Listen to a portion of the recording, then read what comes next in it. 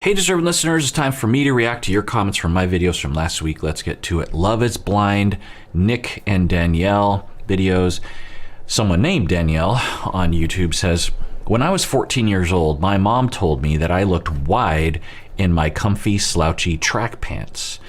Yeah, so Danielle was talking about how she was at school and she liked this boy, and the boy said something about her body that was negative, and that has stuck with her this whole time. And most people have stories like that, particularly those of us who have body issues that now, sometimes we'll point to those one or two moments where we're like, oh, that must have done it to us. And of course those can be really horrible moments, but it's often all the other things, the unsaid messages that create the foundation for those kinds of moments to really stand in our personalities and shame us. And so it's important to do what we can to heal from that, but also to not perpetrate those kinds of actions. You know, when you're a parent and you have a kid, given the way society is about body, you have to be very careful about what you say about their body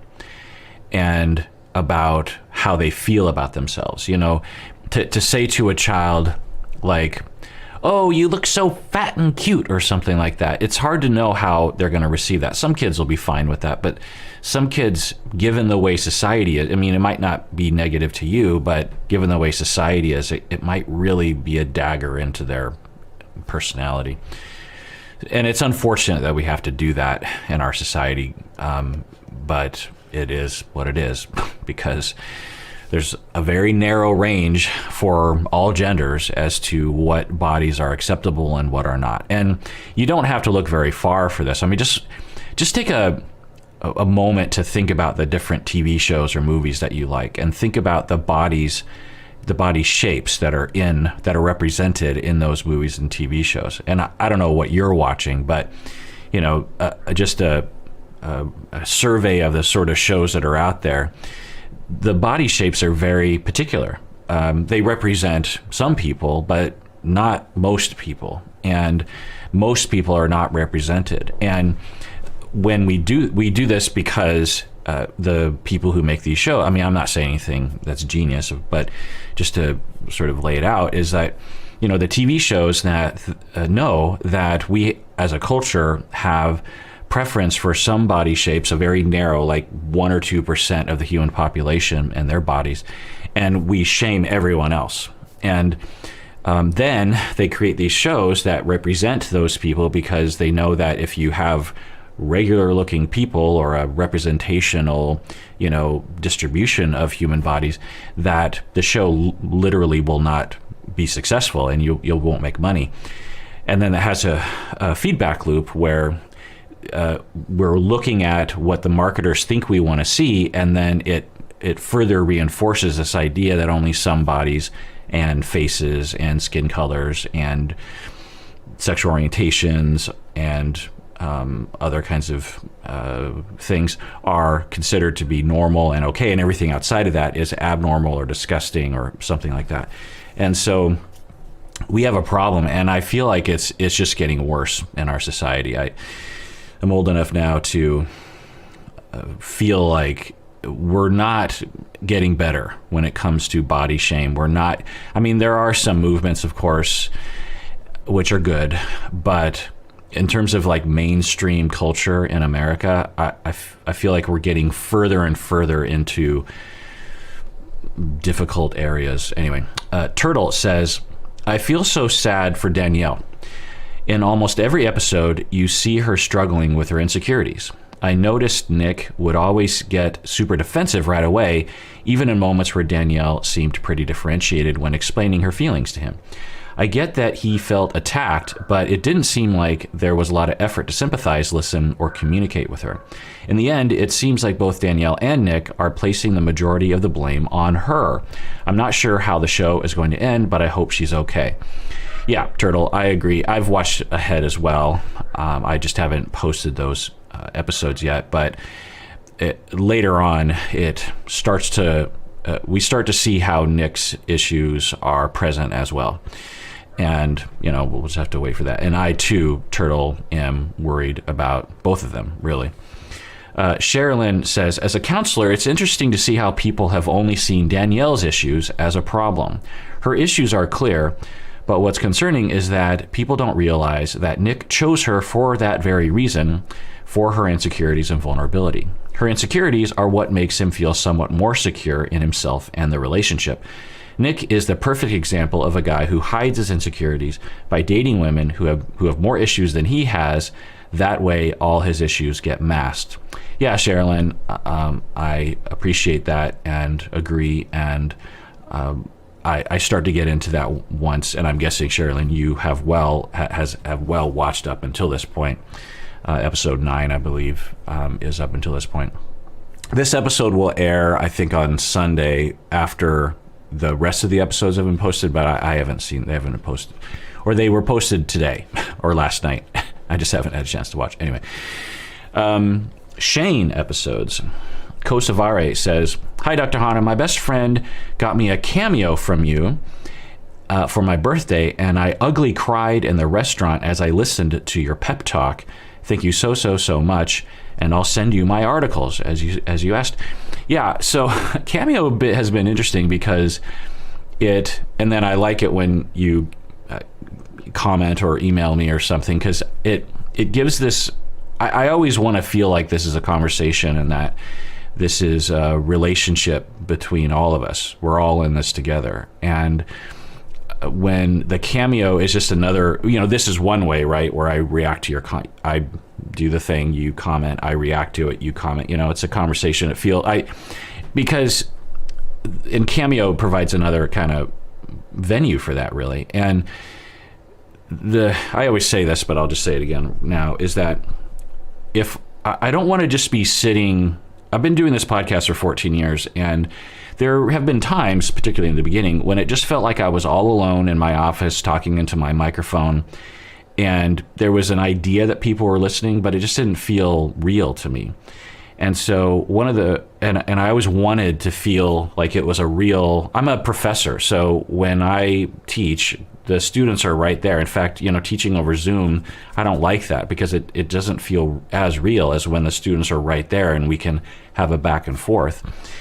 And podcasting and making YouTube videos, I don't want to feel like it's just me throwing stuff out there and then there's this ethereal audience. I want to feel in contact with people. So the cameo provides that. And Kosavare, I'm just really glad that it touched you and that you ugly cried in the middle of a restaurant.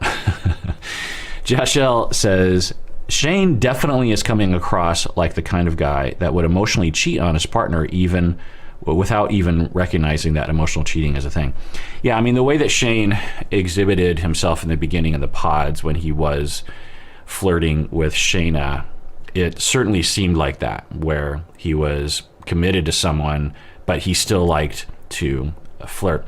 Someone else commented that he represents a certain subset on Tinder where people it's just like they love to flirt and they'll start dating people and maybe even commit to some people, but continue to flirt on Tinder.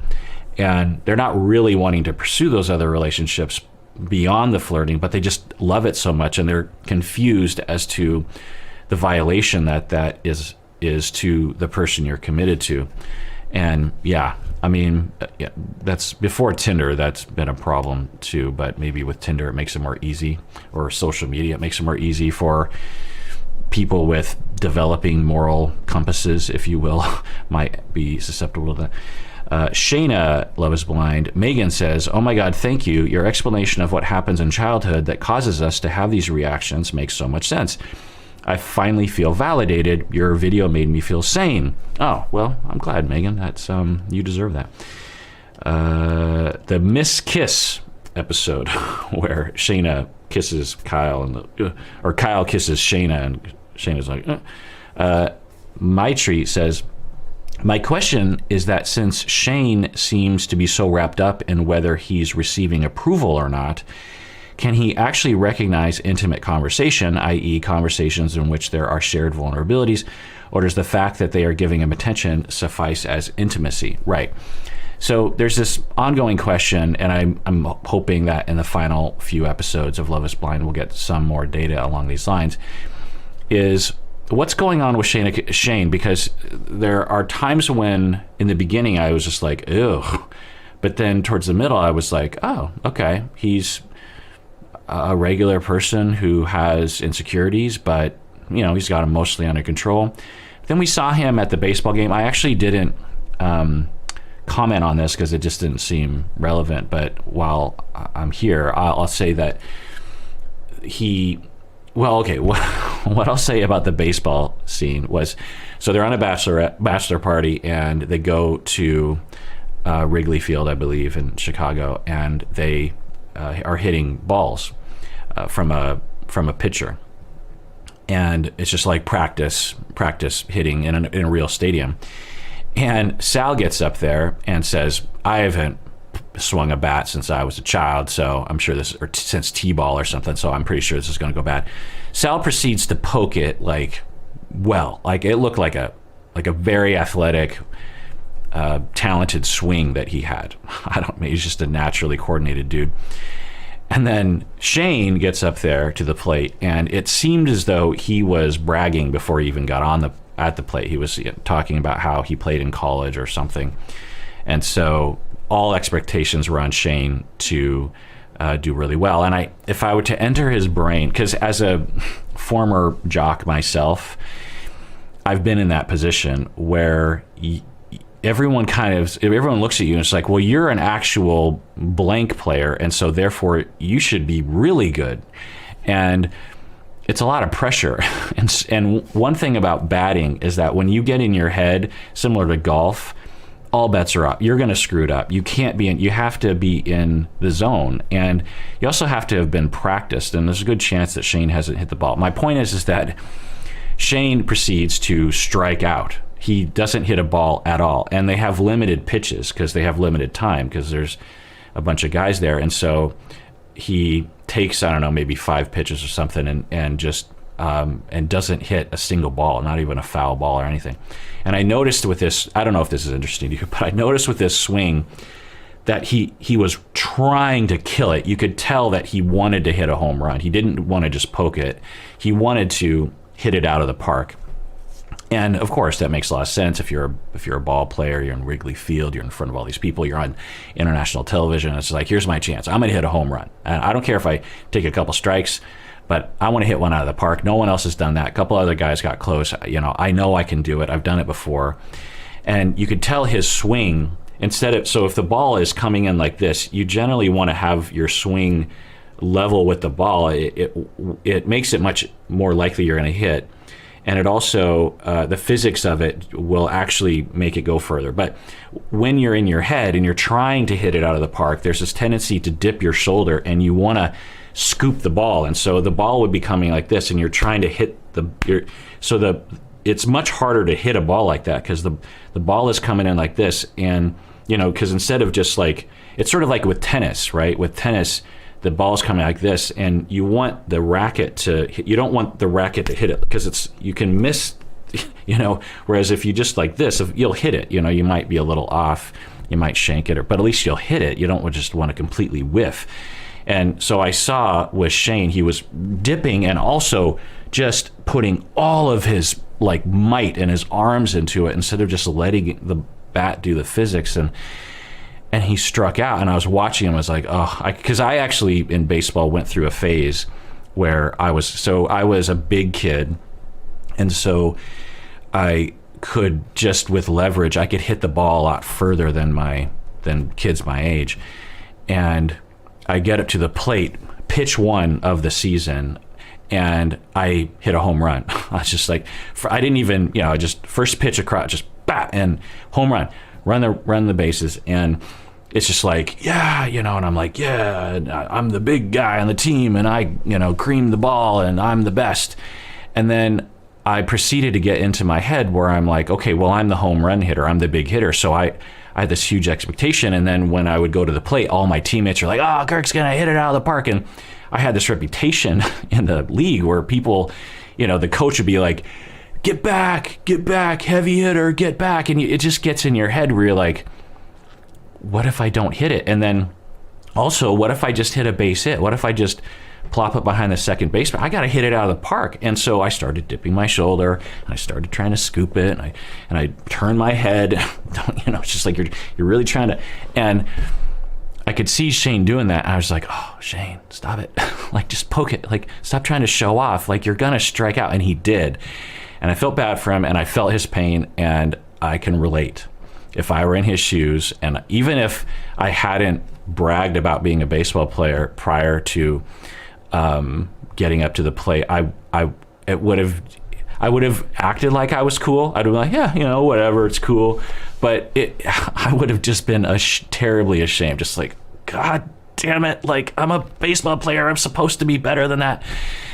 And so I felt his pain, but it was interesting to see his reaction in the stands when they're interviewing him. Like, he was having a full-on meltdown. He had seemingly no ability to regulate. He couldn't be cool about it at all. Like, he wasn't like laughing it off, like, yeah, boy, I was, because there's a way of kind of recovering from a situation like that where you're just like, yeah, and he's being very vulnerable, which I'll commend him for, but it seemed like he was suffering a lot and didn't have much ability to regulate or to, it seemed like there was a lot of shame there. And the more I watched Shane, and especially when we met his friends, it seems to me like Shane, he comes across like he's always been what the internet will call a Chad or something, someone who is this good-looking, charismatic alpha, what people will call, the whole idea of the alpha is ridiculous and scientifically not accurate to humans, but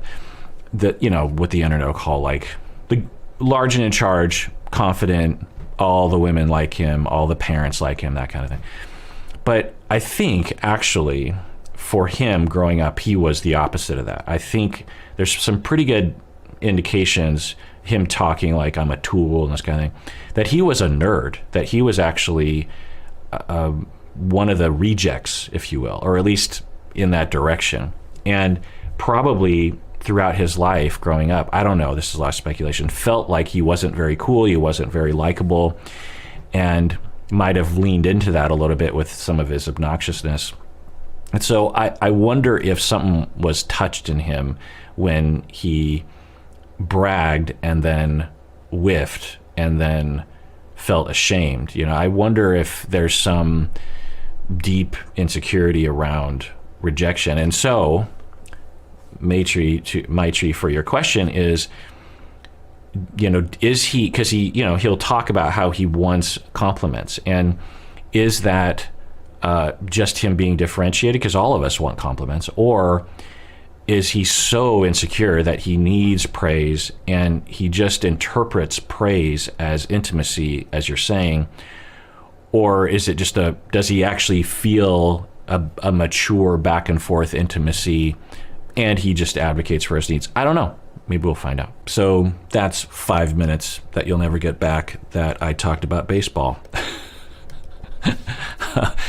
Gino, and I'm not even sure if I'm right. I'd have to talk with him about his regular swing, but I suspect that if he watched the video of himself swinging, he'd be like, yeah, that's not my regular swing. I was in my head. I was trying to cream it. Gino and Jasmine, Alicia says, when people argue semantics, it can feel extreme. So, Gino was like, it wasn't a nude. Like, come on, pal. When people argue semantics, it can feel extremely invalidating because it looks like they see no problem with their actions. This could have gone better from the beginning if Gino would have addressed her pain instead of arguing semantics and invalidating her. Yeah, absolutely. Jagger says, we live in a sexist society. In my opinion, it is evident Gino objectifies women and equates women's value with their sexuality. That's why he doesn't have the capacity to understand the depth of his wrongdoing. Yeah, I think that's definitely a factor, for sure. German says, I don't hear Gino taking ownership of his actions. It's not enough to be sorry because you want to be with someone. What are you sorry for, Gino? He doesn't seem to understand the pain or validation of what he did. He acts as though the problem is Jasmine took it the wrong way, that he was bragging about her. Plus, the game of semantics of what nudes are, he doesn't get it. Yeah, absolutely. Winston says, my ex-husband actually did the same thing to me. Once we split up, I had a number of male friends come to me and let me know that my ex had shown them nude pictures of me while we were still together. They decided to tell me once we had split up. I was absolutely humiliated. I completely understand how she would feel. Yeah. Oh, yeah. I mean, it's obvious, right? Like if you're in a relationship and you have an impulse to brag about your partner, which is fine, and you're like, you gotta see my partner naked. They are something to behold. How about asking your partner, hey, is it okay if I show my friends your nude body? Because maybe your partner's like, yeah, go for it. Like I'm loud and I'm proud. But why wouldn't you do that? And there's a number of reasons. Obviously, if you were raised in a way that your moral compass was off, if you as a man believe that women's bodies are your possession, or that women don't deserve respect, or you don't need to ask women's permission, you just do it anyway, or if you're so insecure like Gino seems to be, that all other factors are eclipsed when you just have this. When you are in possession of something, you're like, hey, look at this, look how special I am. It's like look how awesome I am, look how validating this is to me. And you believe that will validate you, and you're so insecure, and you're just gonna do it, and it'll eclipse you to. Plus, Gino, upon being confronted, seemed to not understand, which is unfortunate and upsetting. The apology that Gino did says, I understand Jasmine in this moment. When you're in it, you're losing someone. So Jasmine, going back to Gino, I understand Jasmine. When you're in it, you're losing someone. You fear a lonely future. You want to believe the person so much. You do anything. And you're right. I would not judge her. We are not like that, all of us. Right, good. So I was worried, and I think justifiably so, given what I saw, that people would judge Jasmine for going back with Gino. And what I was saying, and I'll say it again, is, I get it if you're just like, oh no, Jasmine. But to take it to another level, like, well, I now hate Jasmine, was what I hear people saying. Okay, I'm done with it. I hated Jasmine, then I liked Jasmine, now I hate her. It's just like, hate? All of us have been through weird situations. Would you appreciate if someone hated you? You can be critical, you can be judgmental on a certain level, I suppose. You can be aghast, you can be shocked.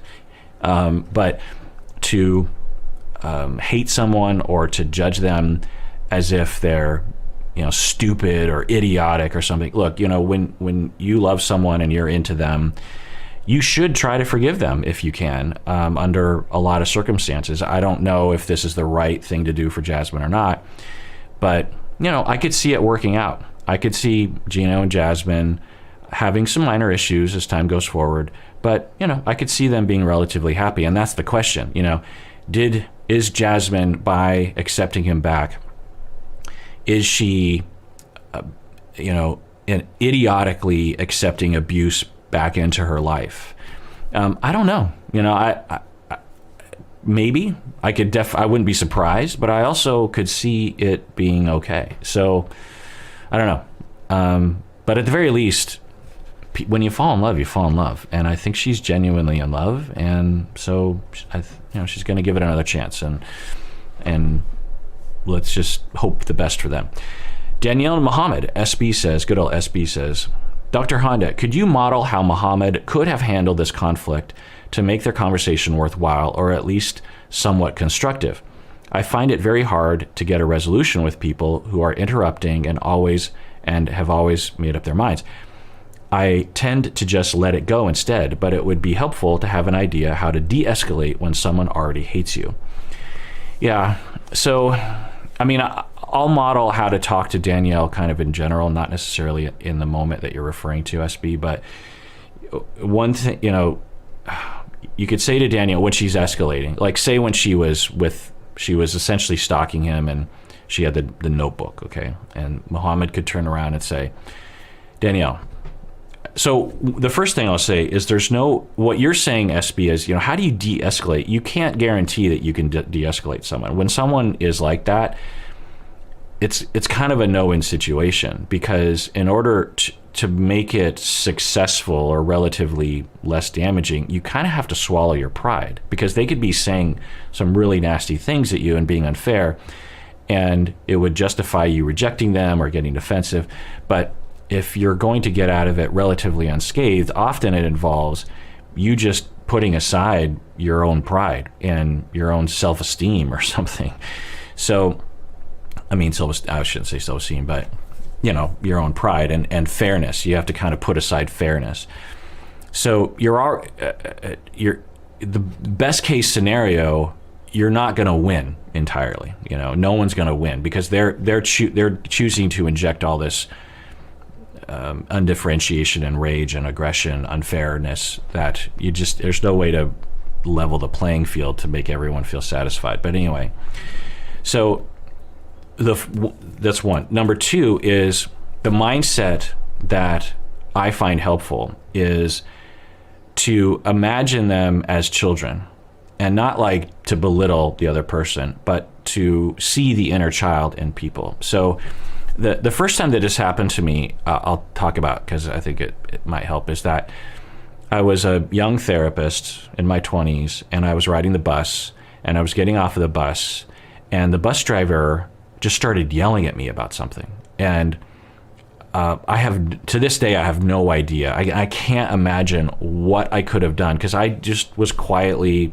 without saying anything, I think I had gotten my transfer ticket or something, and I was walking off the bus, and this woman just started going off at me. I surmise someone else must have done something, and she thought it was me, or, you know, Seattle in the winter, and I had a big coat on. Maybe she confused me with someone else. Anyway, she starts yelling at me, and I turn around, and I'm looking at her, and I had this impulse to just really let her have it. I was just like, you know, shut the F up. I didn't do anything. What are you talking about? And that would have been my normal kind of reaction to that. But I was a young therapist, and I had probably a long day of treating clients, and had heard the vulnerability of people, and heard them talk about how they react in public.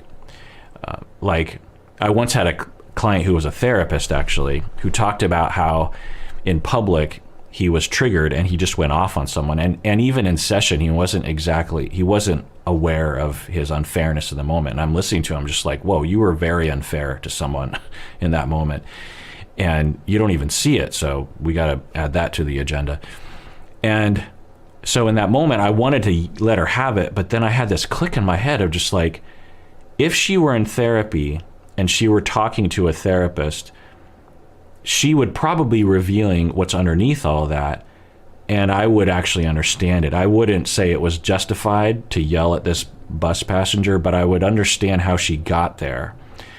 And I just stopped, and I saw her as someone that was hurt and small and insecure, and it provoked a very different vibe for me of non-defensiveness. And I didn't say anything. I was just like, oh, yeah, you know, just like she must be going through something right now or something.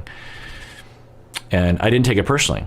And it was now I'm not perfect from that point forward, but it was the beginning of this shift for me of, oh, so with Danielle, when I see her, I don't see someone that's only being unfair and raging and aggressive and stalking.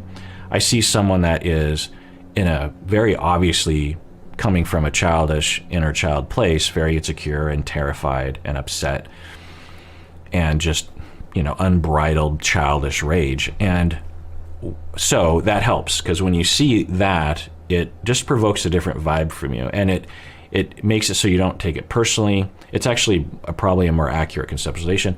And it also helps you to, you know, when your 6-year-old is refusing to go to bed at 8 o'clock at night, and is saying they want you to die and fall off a cliff, you don't go, you don't take it personally. You're just like, okay, you're upset.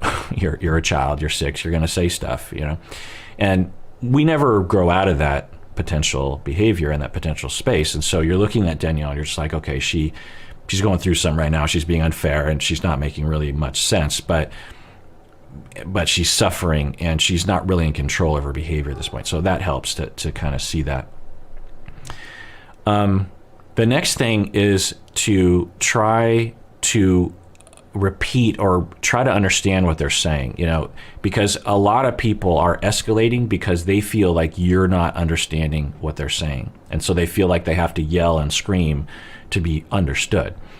So, and this is true whether you're in the classroom or you're a police officer or this is a relationship, so Danielle is coming at you, and so a lot of my approach and me modeling is actually, as I've been stating, it begins with one's attitude and perspective and schema. Anyway, so it begins. So she comes at me and she's like, you were cheating, and you scammed me. You're a scammer. And so you want to say, okay, Danielle, let's chill for a second. I hear you that you believe that I scammed you, and I could understand how it would look that way. I also hear you saying that you think I was cheating on you, and I could see how it would look that way too. I mean, I've seen a little bit of what's in that binder, and yeah, I mean, it does look kind of bad. There were some Facebook posts of me and these other women while the two of us were married, and I could see how that would hurt you, and I hear you, and I understand what you're saying, and you're not wrong to think that. I get that. So oftentimes, just you kind of repeat, and it might take a while to really, because when people are escalated, sometimes you have to just be a broken record. Like, I hear you, I understand what you're saying. You don't have to yell. I'm with you. I validate that it looked that way to you. So when you say that, it for a lot of people, that'll bring them from an 8 to a 3 right away, or at least, relatively quickly. And then if you feel like defending yourself, so here's, people often defend, right? So Muhammad, like, you're crazy, you're dumb, I didn't do that. Sometimes you don't have to do that at all. So with a Danielle, you could just be like, I hear you that it looked that way. I get it. I absolutely understand how it would look that way, and I understand how it could hurt you. For a lot of Danielles, that's all you got to say. You don't even have to defend yourself. You don't even have to say, but I didn't. But that's the impulse. That's the impulse, like, you're wrong. But sometimes all the Danielles of the world want is just like, do you understand where I'm coming from? They don't really care if it's right or wrong. They don't care about debating that. They just want you to know what they're going through, and once they know that, then now on the flip side, once we get that de-escalation, we would worry that Danielle would confuse that for intimacy, and then it would lead her on in this kind of ridiculous way, and so we would have to try to account for that as well. And so that's why I'm saying it's kind of a no-win situation, because in that situation you might actually do well by just being a gray rock, actually, by just kind of doing what Muhammad does some of the time, which is just, you don't defend, you're just sort of blank, and you don't ridicule, but you're just like, could you please just leave my hotel room? Could we please just not do this right now? And because when you engage and you validate, you actually might be sort of rewarding the individual, because stalkers, sometimes that's what they want. They want any contact they can get, even if it's negative attention. And so even if you're being very de-escalating, it might actually be encouraging them to continue to do that. It might become a pattern of where they flip out and you de-escalate, and they flip out and you de-escalate. So you kind of have to watch out for that pattern as well. It's essentially an abusive pattern. But anyway, I could go on, but I won't for time's sake. Debbie video, when Colt and Vanessa fight with Debbie at the tell. Alicia says, Debbie seems to jump to, my son hates me, every time Colt disagrees with her. It could be manipulation, but I think she genuinely thinks that disagreement means hate and that agreement means love.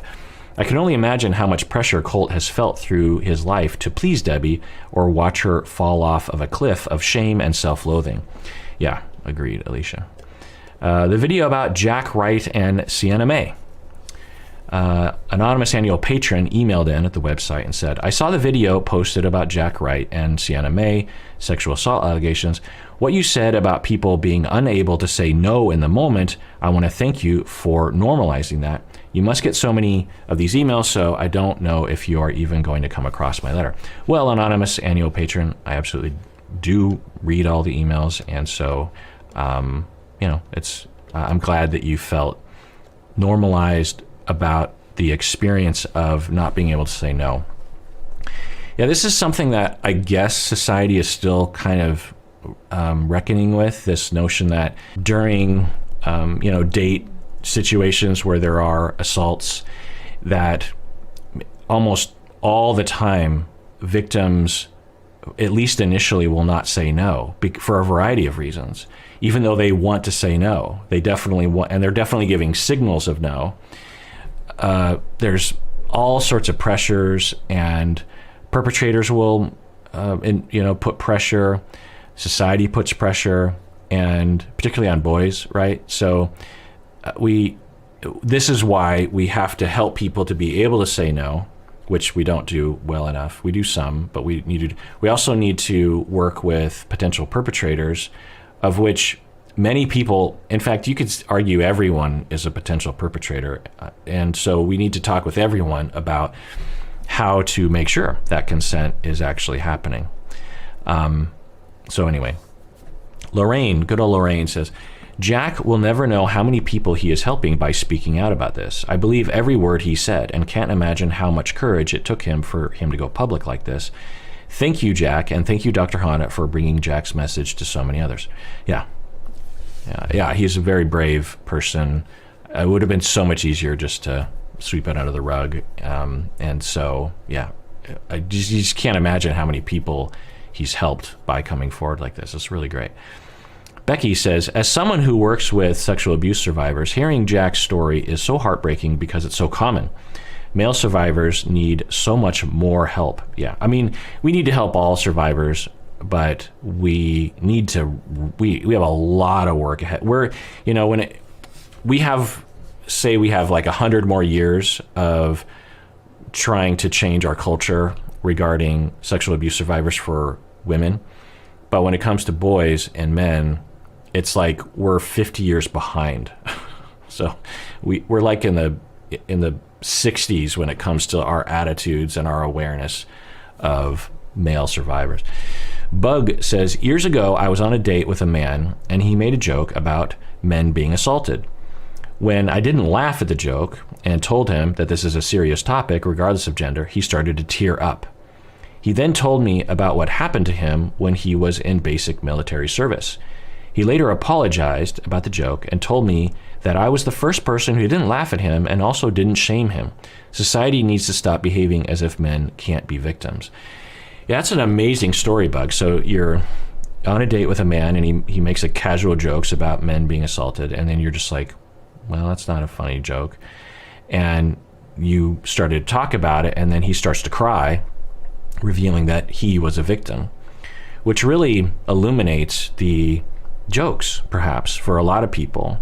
I mean, a lot of men have been abused in this way, and a lot of men will make jokes about this sort of thing. And so it just makes you wonder if they're trying to cope with it somehow by their unconscious wants to talk about it, and they know that they can't talk about it, or when they do, they get shamed, so they make a joke about it. That's just their way. Anyway, Tulop says, I was saying they can use the victim's politeness as a tool, and then Tulop is saying, my God, thank you for this. Yeah, politeness, people are generally polite and generally want to please. And so perpetrators will use that as a tool against you, whether they know it or not. And so politeness is good, but we have to have a major asterisk on politeness. We have to have a major caveat to that. Well, yeah, politeness is a good virtue, but when someone crosses the line, and I need to be able to really define that line, that's when politeness is no longer helpful, and I need to make a stand and say, no, this isn't going to happen. Yeah, and we don't do well enough in our society around that. Fate says, It's heartbreaking, and male victims need more support. When I was young, a boyfriend I had confided in me that he was assaulted by 2 women at a party as a teen. I was so heartbroken, and the way he disclosed it to me was so casual, like he had dissociated from how much it hurt him. As I comforted him, he told me that I was the first person he told who did not laugh at him. How awful is that? Yeah, I mean, that male victims would disclose it to someone, and universally everyone laughs at them. Just like, my God. Lorelei, good old Lorelei says, I just wanted to say thank you for once again stating that it's not the victim's fault. It honestly brought me to tears because hearing it makes me feel less guilty. Yeah, Lorelei, it's not your fault. It's never the victim's fault. I mean, the thing to think about is, because when you're a victim, inherently, you're going to think about your experience because it's so overwhelming, which is okay. But occasionally you want to dip into the perpetrator's mind and from their perspective, because it will help you to, I think, not blame yourself. Because, and not just like, who are they, but just step into their situation. Like, you're really horny for someone and you really want to get with them, and whatever situation you're in, I guarantee you, if you kind of walk through the situation from their perspective, you'd be like, well, I would never do that, and no one I know would ever do what that person did to me. And so the reason why I'm saying this is because it helps to identify fault. It helps to say, oh, that person made a dozen different choices. They came to a dozen different Ys in the road, and they chose to become a perpetrator, where most people would not have done that. Most people would have said, well, yeah, I really want to be with that person, but, da-da-da. And so it helps to do that, because it's like, oh, I'm not to blame. That person made choices to target me and to victimize me. They made conscious choices to disregard my feelings. They made conscious choices to harm me. They knew they were harming me, or at least they knew that there was a chance they were harming me, and they didn't stop. And if I were in those shoes, and everyone else around me, if we were in those shoes, we would not have made those choices. It's their fault. It's not my fault. I was just trying to be nice. I was trapped. I was scared. I was powerless. I was stunned. I was like, what is happening right now? Because that's another thing that perpetrators will use, is whether they know it or not. Many don't actually, but many do.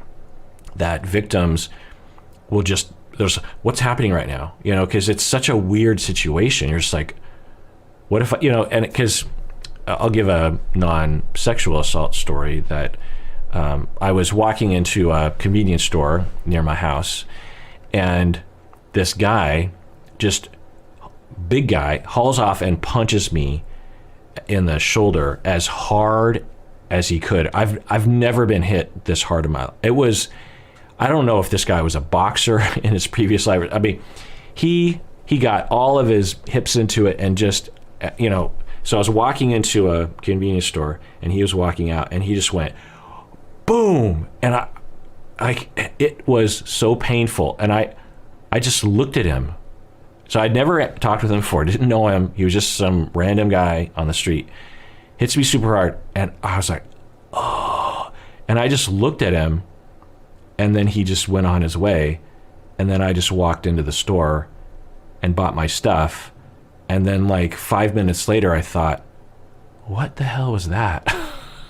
But I didn't do anything. I didn't fight back. I didn't run away. I didn't say anything. I was like, what's happening right now? It's such an anomalous event for a victim that you just, what's happening right now? Like, did I do something? It's so foreign. And so when perpetrators come at us, like particularly if it's very unexpected and sudden, it's totally human nature to just go, the fight, flight, freeze, appease, the freeze part. You're just like, even if it's not a full-on freeze, I wouldn't call that like a full-on freeze for me, like a traumatic triggering freeze. It was more just like, huh? I must, because you just figure, I must have done something, or, and that's the syndrome of the victim that perpetrators will capitalize on. So anyway, Dana says, I was the abuser in some cases. It's been awful to realize, but also important to understand. Thanks for talking about this. I bet lots of women have no idea how abusive they have been. Well, Dana, great, good for you. A big movement that we need to start to participate in is not only inviting victims to speak out and to support them, but also inviting perpetrators like yourself, Dana. You are a perpetrator. And I find that women have a slightly easier time admitting, this is anecdotally, being a perpetrator than men, maybe because of the way we see male perpetrators as opposed to women perpetrators. It sort of works in women perpetrators' favor. It's not like all women perpetrators will come forward very readily, but in my anecdotal experience, it's easier for them. Anyway, point is that we need to start bringing perpetrators to the table. And, anecdotally, what I'll say is that most people have perpetrated assaults like this on some level. Most people have done and we need to just invite that to the table and just say, like, it's more the rule, not the exception, that people will perpetrate on smaller levels. It's very normal for the average person to commit minor perpetration. They're still assaultive, they're still abusive, they're still coercive, they're still non-consensual, but they're not to the level where we would say someone should be locked up or divorced or something like that. I've had couples in my office talk about, married couples who one person will say, I was sexually assaulted last week by my partner here. And we talk about it.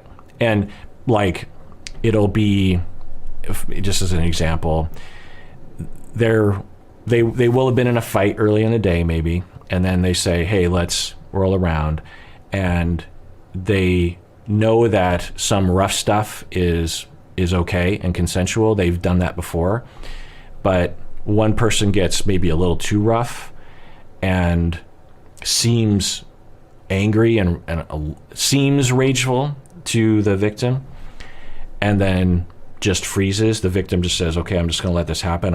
I'm kind of scared of what this person's going to do, and afterwards feels pretty bad about it. And so and then the victim later on will frame it as an assault, and we need to allow for that conversation, because it wasn't that the partner, the victim might not be like, well, I want a divorce or I want to call the police, but it was non-consensual and it felt bad to me.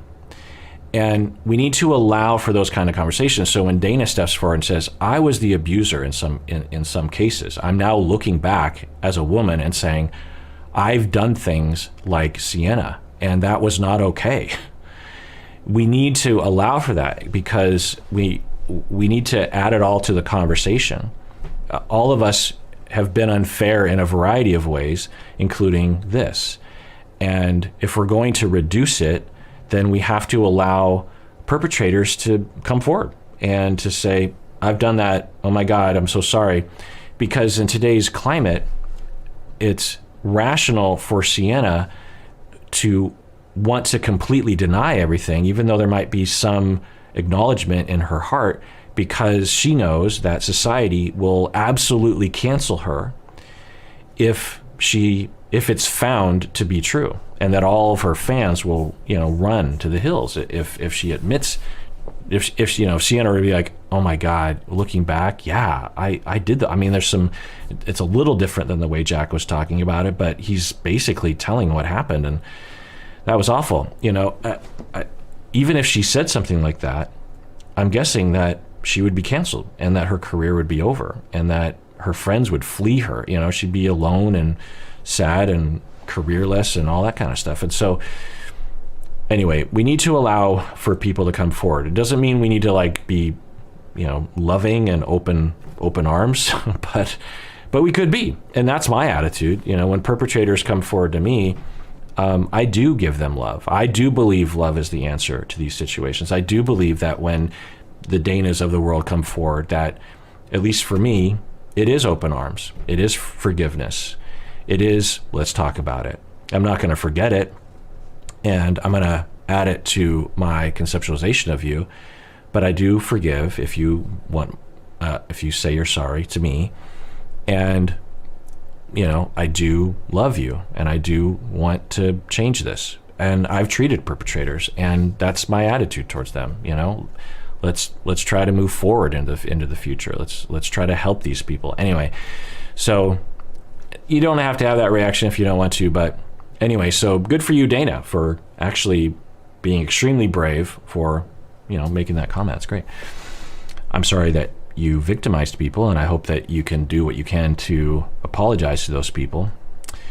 Elizaveta says, on Facebook, both men and women say he's just being soft, that Jack is being soft. Men saying if it was them, they'd love it, and that he's lucky a good-looking girl is trying to get with them. Yeah, I mean, this is just ignorance and stupidity and awfulness, that other men would be like, come on, Jack, she's a good-looking woman. Like, I would love it. And I think what a lot of men are, the place that they're coming from, particularly today, is loneliness and rejection. And they've never had attention at all or much at all.